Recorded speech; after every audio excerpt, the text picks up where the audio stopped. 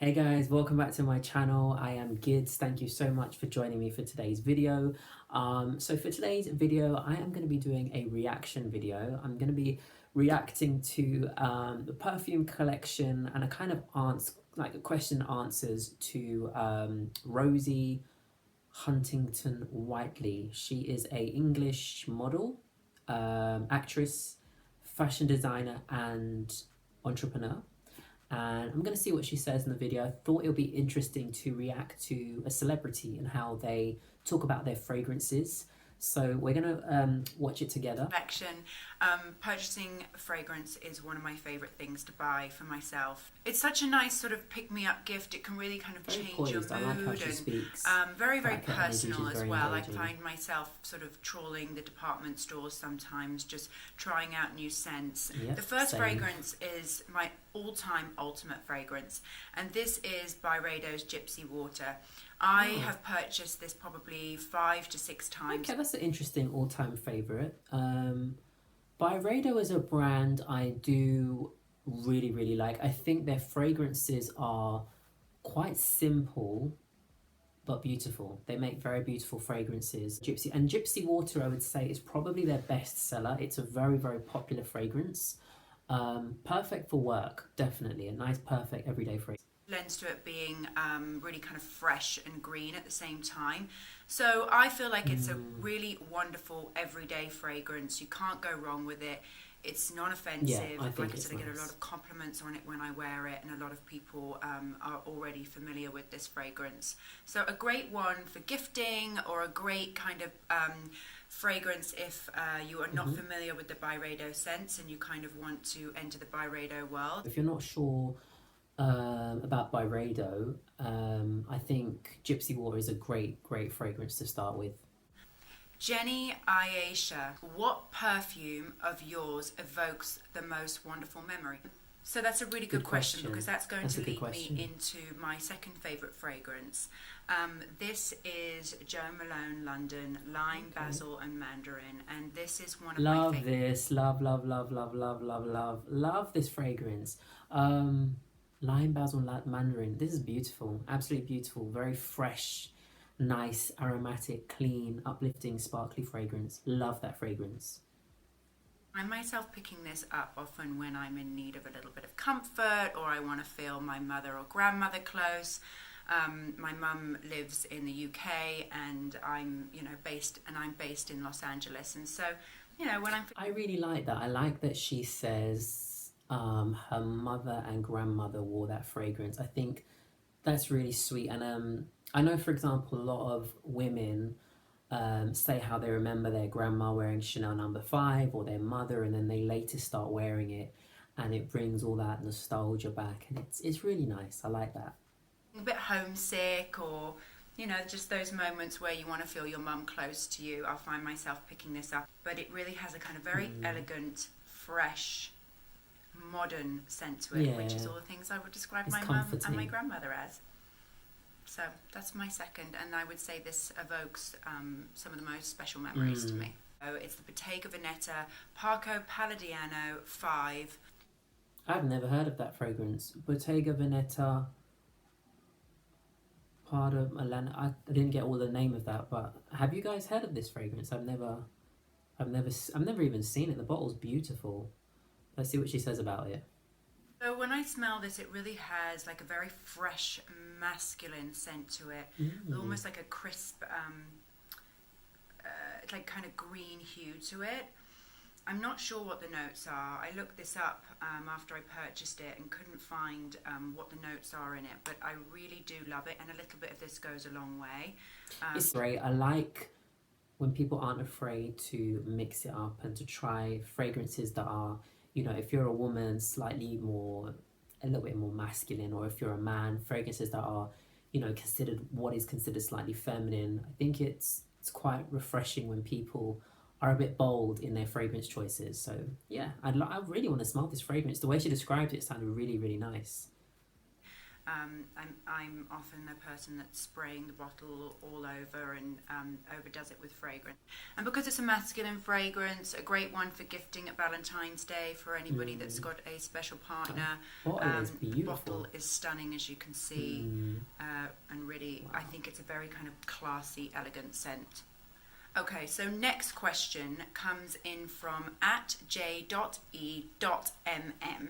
What is your favourite scent for the opposite sex? Okay, so I would have to say it's the fragrance that Jason wears. He wears, I think you say Terre by Hermes, and Terre de Hermes. Terre by Bless Hermes. her. Struggling. And this evokes so many special memories to me because this is the fragrance he wore on our first date, and he still wears it to this day. Every time I go into his bathroom or he leaves the house, and he leaves in this sort of...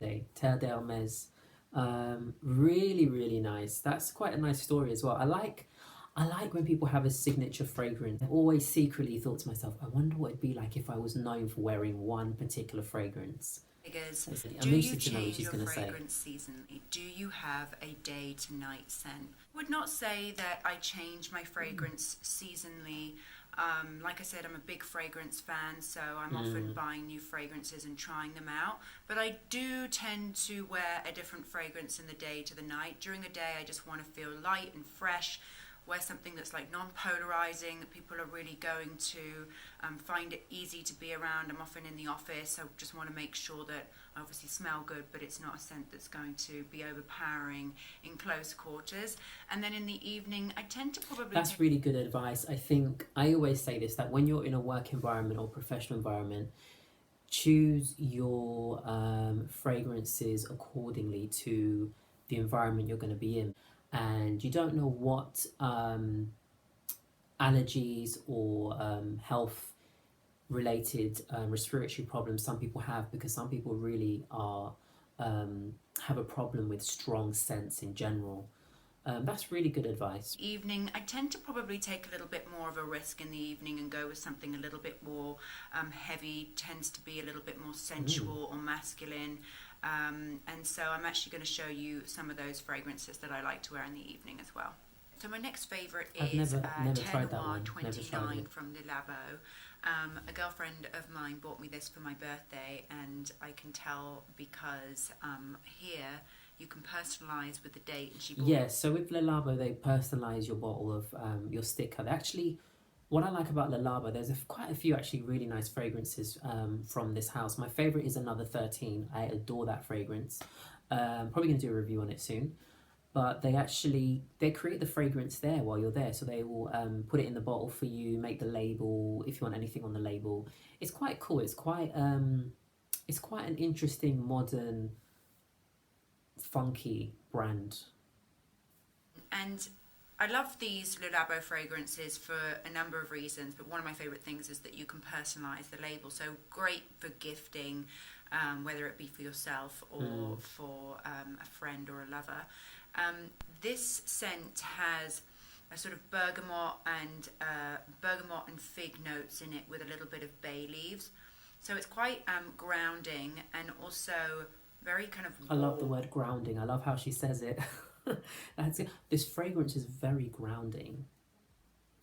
That sounds lovely, doesn't it? I love fig fragrances. So she said bergamot, fig, and some warm notes. I need to check that out.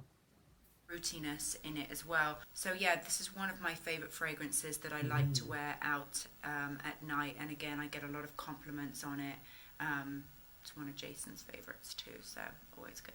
Okay, so my next question is from Teddy Doniva. Do you prefer spraying fragrance on the skin or good on question. your clothes? Really, really good. I always am intrigued by this question, because when people say a fragrance doesn't last on them, I always think, is it that they're on their skin, on their clothes? I'm always wanting to know what people mean by a fragrance doesn't last.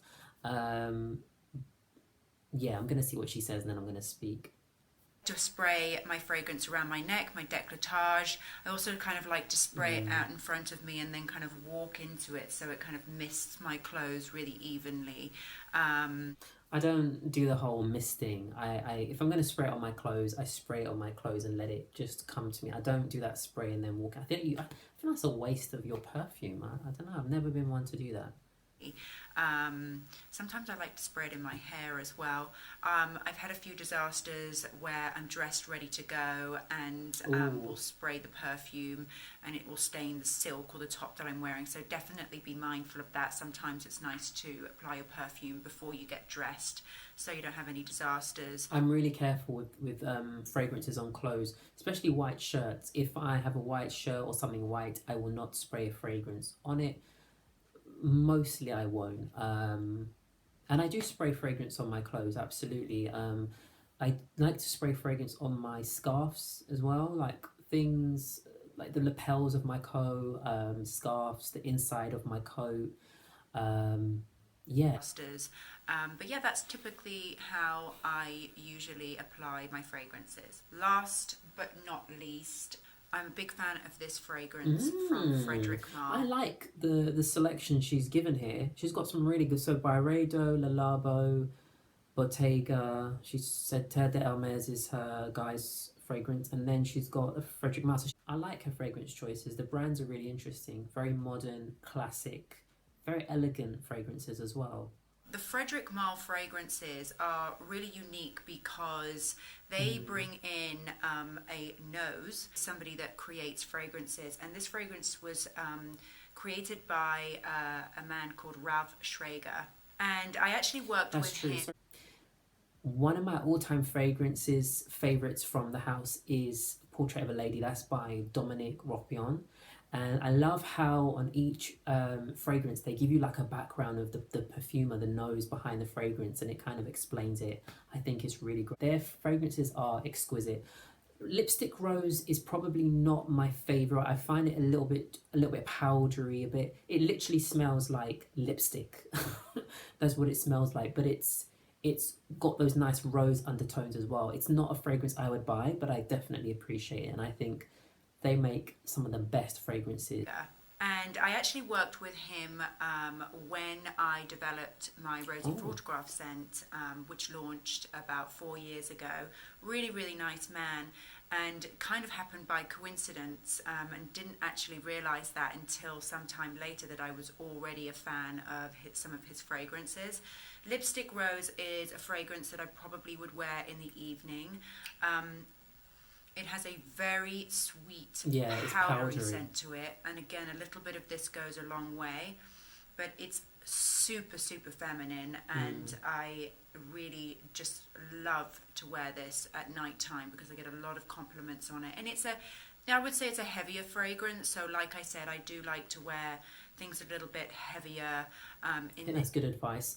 Definitely. I think if you're going to wear heavier fragrances, evenings, definitely. I think be careful with what you wear to work in the daytime. It's okay in the daytime if it's like the weekend and you're going out and about and you're moving around and you're doing your own thing, but going to work and inflicting your fragrance on people, let's be a bit considerate of other people as well, you know.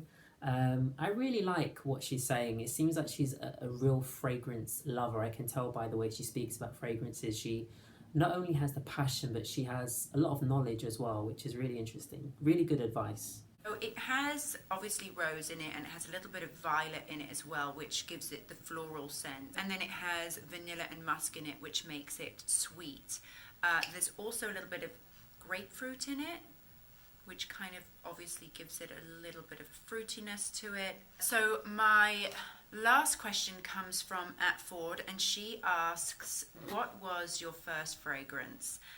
My first fragrance, well, I grew up in the 90s, and so my first fragrance was Tommy Hilfiger's Tommy Girl. That's a good fragrance. And I received I do it like at that Christmas fragrance. time, and this was my first true fragrance that was really all my own. Before that, I had been my mother had given me her old fragrances, or I'd go to the department stores and they'd give you... You always remember the first fragrance that you ever bought for yourself, because it's different to what you were given by your family or, you know, old fragrances, or I'd go to the department stores and they'd give you the little testers, or you get the little rub-on testers in the magazines. But that was my first fragrance. Okay, so there you have it. Those are my 5. That was nice. I really enjoyed reacting to that. That's great.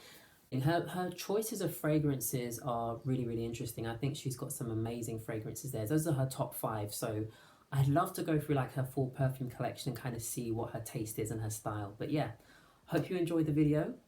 If you did, give it a thumbs up, give me a comment, subscribe, and I will see you in my next video. Take care, guys.